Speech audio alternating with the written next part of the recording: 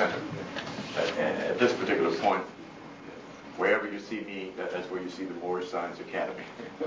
But after a while, there will be more such teachers in the Atlanta area. And our intent is to bring to the African the three missing keys of his culture: identity, self-knowledge, and self-revelation. That's what's missing. Those three keys carry one into their mind, into their spiritual nature, and into their mental nature via the body of knowledge. In essence, science is what science means, of symbology, which is what was invented by your ancient ancestors and where all of the rest of this knowledge adheres from. In spite of what one doctor has said, I don't even want to get into that, guy, because I'll get distracted, about them pyramids. Can't agree with it. It's too much evidence telling us that's our house. So I'll leave that alone. The intent is to raise up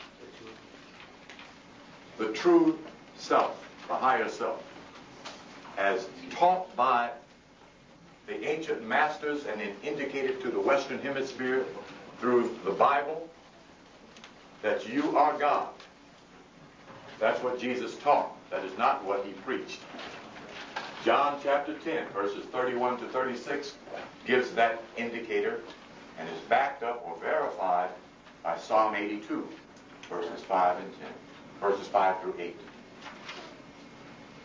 Plus the symbological Codex Inscriptus of the now Eurocentric Mason order, which is a part or branch of the ancient order of the Moors, founded in Europe, in Spain, when your ancestors crossed over from the port of Ceuta in North Africa into Spain or Iberia, which is the old name for Spain, and conquered those territories, including Italy, parts of France, Germany, England, and other European sectors, as was noted by the father of our corrected history, J.A. Rogers, in this book, which is a very deceptive title, Nature Knows No Color Line. There are 4 chapters on the Moors in this book, backed up by the strong print of this remarkable piece of, I don't know why they don't keep these books on. Excuse me. Here they are. This book here, The Golden Age of the Moors, the best thing we've ever had on Moorish history since we've been in this country. There's about 10 different writers. And the other book that's available is The Moors in Spain, the story of by Stanley Lane Poole, a European.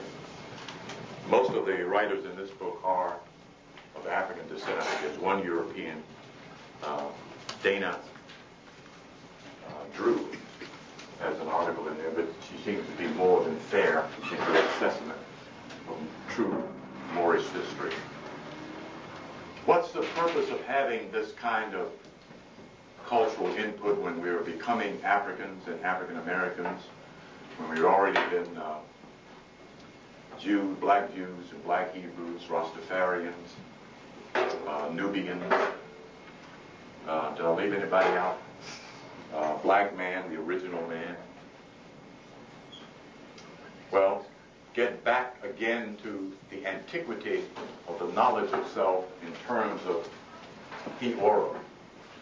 The principles of knowledge or the principles of wisdom is what theorum makes reference to.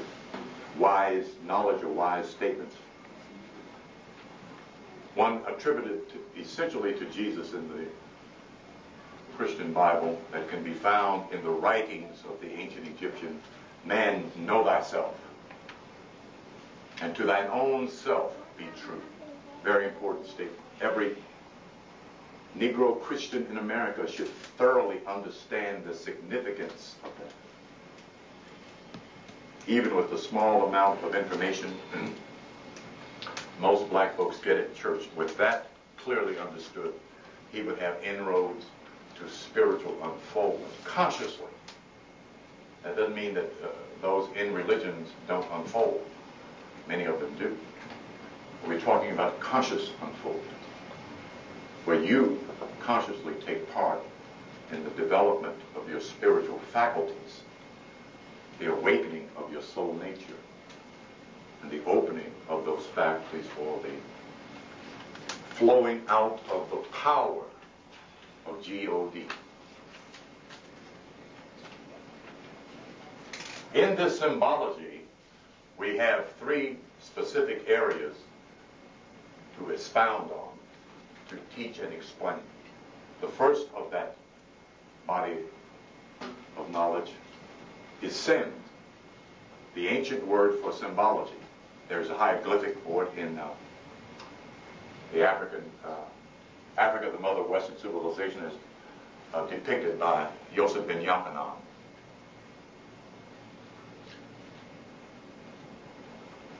Then astrology, which is again a part of symbology. The symbolism of astrology is supposed to unlock the knowledge of self. The delineation of a chart is to let you know about the activities in your world happening through the forces of the solar system and its electricity, its intelligent electricity, affecting your glandular nature and how you respond and react to those forces, and how other natural forces respond to that dynamics of power, because it is extraordinarily powerful in terms of forecasting events. Your news reporter, the weatherman, is, or used to be, not anymore. They become so computerized. They're no longer practicing astrological meteorologists. But the earlier meteorologists charted the position of the planets to determine the weather every day. But they didn't call them astrologers. They called them meteorologists. Well, they aren't charting meters flying by. They're charting these meters that keep going around in a circle that makes sense 24 hours a day and 7 days a week. What we're doing here with these sciences, and also the other branch of knowledge, is the metaphysical knowledge of self. Meta meaning above or within.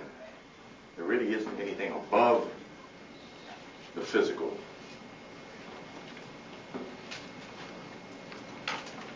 The laws that govern the mind we live in, move in, have our being, are the principles of metaphysics. That includes the knowledge of prosperity and the laws of prosperity, the knowledge of perfect health, the knowledge of a sane and sound mind that leads to the mind of God, or the mind of Christ, that the Christian is supposed to be putting on. The laws that govern actions and reactions, births and deaths. The cosmic laws of the universe. They don't have any more Kabbalians. They sell so fast, or they don't buy enough. I don't know which one is the problem. They sell fast. Okay, we'll buy that one. The Kabbalion is a book that delineates or depicts the 7 cosmic laws of the universe very clearly. It's the only book around that I've been able to find with that much clarity, and in reference to our ancestral line. Quote, and I put Egyptian in quote, because I understand the words, so that we can find or gain access to these laws as we take the laws and then use them to study with other literatures, with the Bible and other metaphysical, spiritual material. Reading the laws isn't going to do any good. It's learning how to apply them to your everyday thinking, your everyday imagining, your everyday practice of the ancient art of meditation that we will do at the end of this lecture. And I'm going on here missing my point, as I usually do. But I wanted to fill in those who have not been here before and were wondering what's up.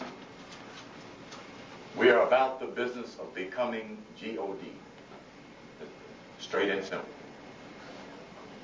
John chapter 10, verses 31 to 36. Then read Psalm 82, verses 5 and 8. That's it. We've been traversing the circle of 360 degrees with 12 symbols that represent 12 parts of your nature as the purpose of symbology. We're on the sign of Scorpio. Very interesting personality. But more so, keep in mind we're talking about inside. Okay? That keeps it out of the personal. We're not talking about the personality of Scorpio. We're talking about the configuration of the functionability of those glands and nerve centers in each one of our bodies that is represented by this symbol. So we don't get caught up in personalities. Oh man, Scorpio. Sister fine, man. You get down. Well, yeah, right, okay. That kind of astrology is what we've been doing since 1965. Hey, sister, what's your sign? That's what we've been doing with it. Well, it has more meaning than having good dates and meeting the right people and stuff like that. So we're talking about, can you all, well, let me, probably not because I can hardly see it here. So I'm going to try to redraw it again. Here is the area and degree area of Scorpio. This is not a astrology zodiac. This is a astronomical chart. Two different branches of the same body of knowledge. Consequently, Aries is not here on 0 degrees, so the rest of the signs in their 30 degrees are not properly placed on this sketch. But this is all I could find of this size to at least give you some picture of symbologically what the heavens look like and these symbolic references.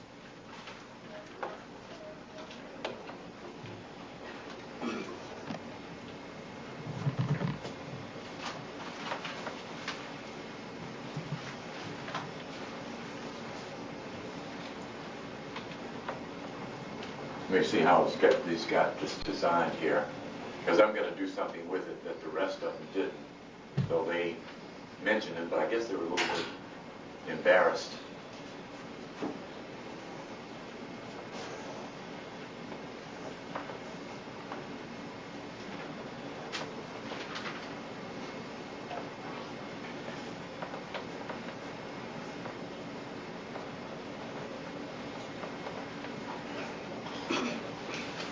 That's a rough draft of the symbol of Scorpio.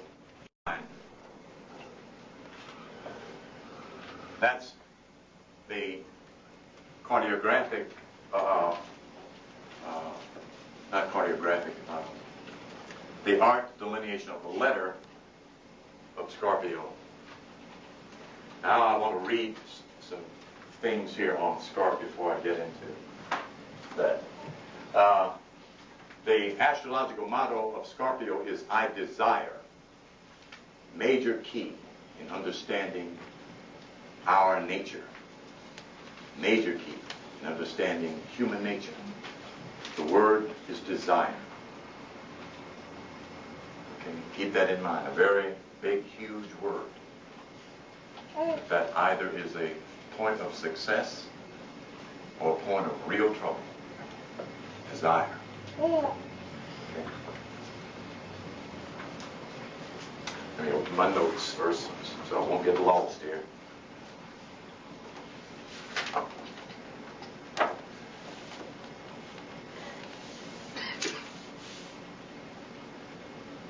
Okay. I'm a Sagittarian with Gemini rising. I tend to ramble on and on forever.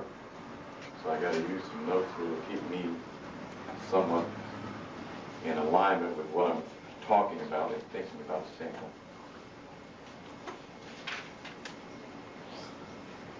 This is from Alan Oken's Complete Astrology, which I don't recommend. But there is some good information in it. But if you were to buy an astrology book for the first time, this would not be the astrology book to buy the first time. He's obviously a competent astrologer, but not a very good writer. Let me put it that way.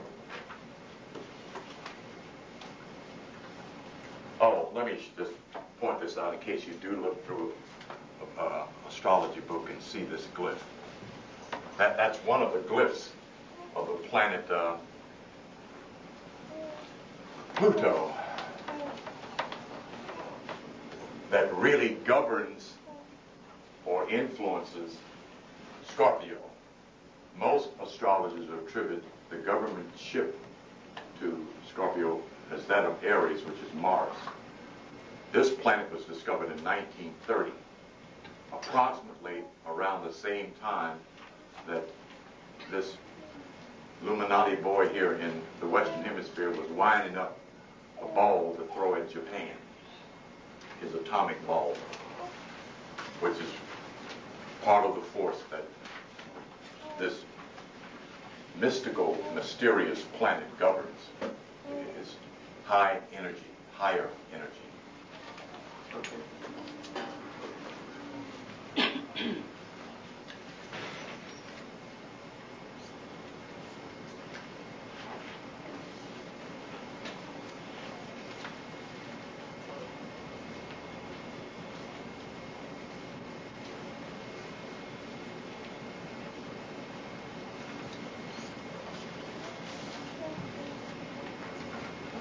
I can't start there. That's going to lead me right off the wrong end there.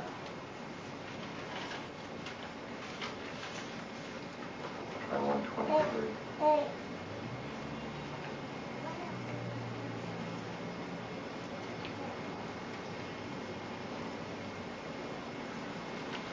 The symbolism of Scorpio. Scorpio is the sign veiled in mystery, concealed within its nature are the great secrets of sex, death, and rebirth. It has been called the accursed sign by individuals who have no idea of the deeper meaning behind the functions associated with it. These are the people who abuse sex, fear death, and deny their own immortality. There are two glyphs associated with this sign. Both signify behavioral characters of the different Scorpio types. The first depicts the coils of the serpent, an animal closely connected with the eighth sign, with its poisonous fangs ready to strike an adversary. It is also a symbol for the concentrated tension in the sexual organ of the male in a state of excitation. It therefore represents the latent progressive powers and the force of impregnation of the male force in life, or spirit. This same glyph can also be seen as the scorpion with his barbed tail raised in order to inflict death on his chosen victim. The second glyph shows the same coiled tension of the snake, scorpion, or sexually potent male, but the venom, poison, or semen is hidden. The energy which these fluids contain will be infused much more subtly into the intended objective. The method used is as powerful but less violent. For those of you that have a Bible, turn to Revelations chapter 9.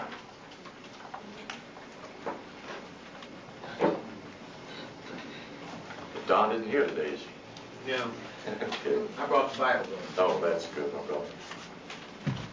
Whoever finds Revelation chapter 9, verse 1 can start reading.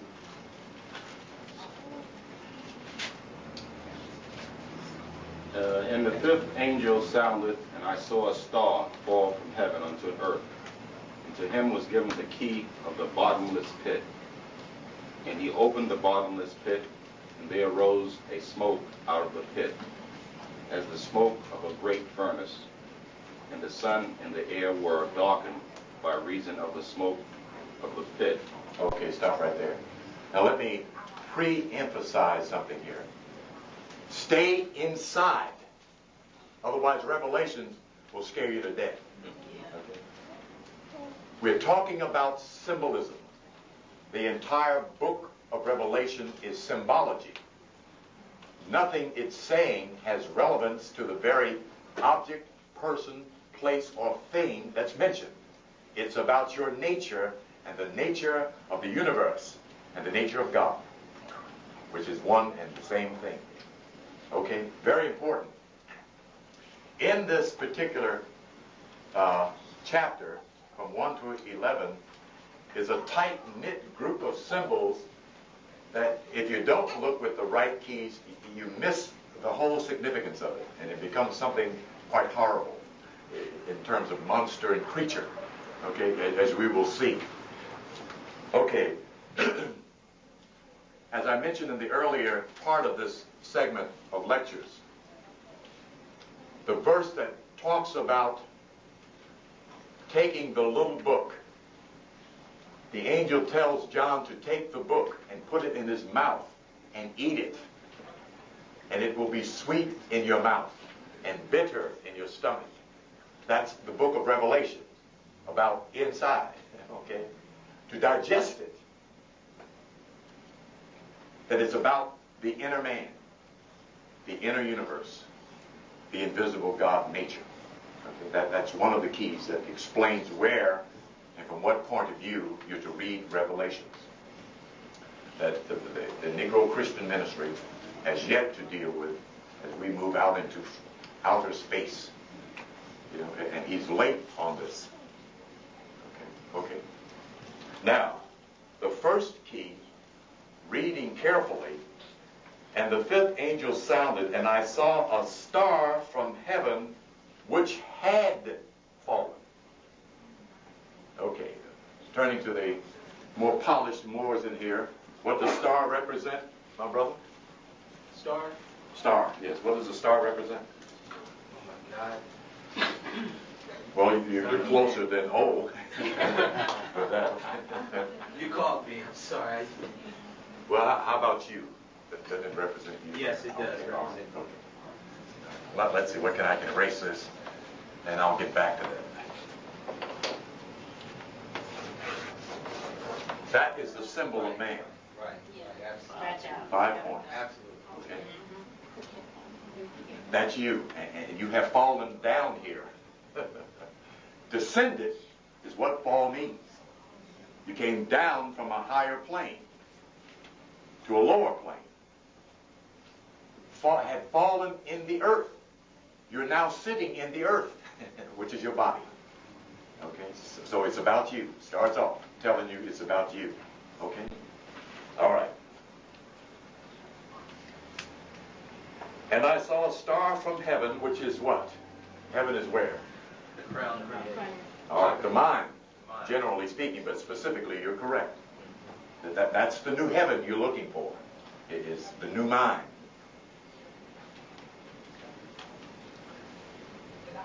I saw a star from heaven which had fallen to the earth, and the key of the bottomless pit was given to him. The key to unlock. The symbol is what the key is. The key is he saw a star himself. Okay?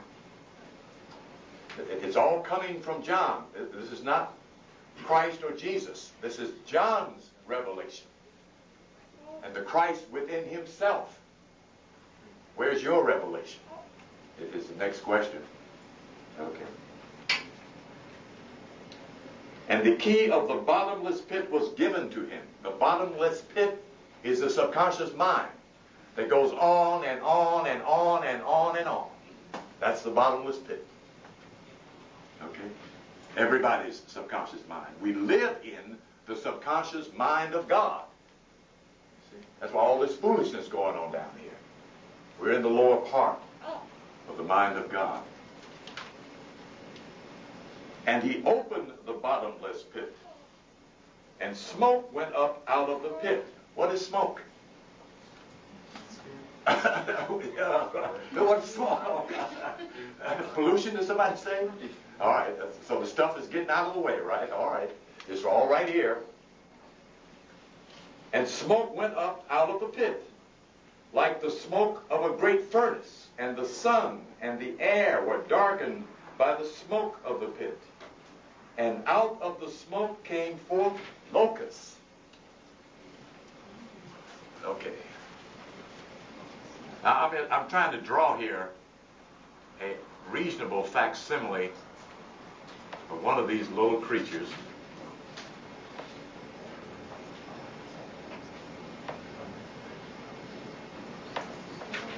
Now, can you imagine that little creature being dangerous? What does the locust, what do locusts eat?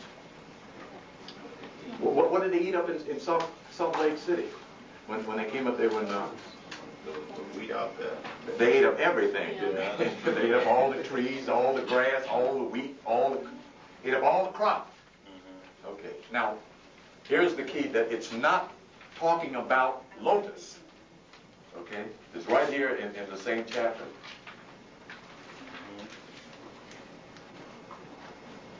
And out of the smoke came forth locusts upon the earth, and power was given them as the scorpion of the earth have power. Okay. Second key about who this chapter is talking about. And they were told that they should not hurt the grass of the earth, nor any green thing, nor any tree. Well, that's all they eat. It's any green thing. They don't eat people. Okay? So the symbol is letting you know that this is not about a real locust, that it's symbolic. Okay? Again, another key of symbolism. Idea. Something representing something else.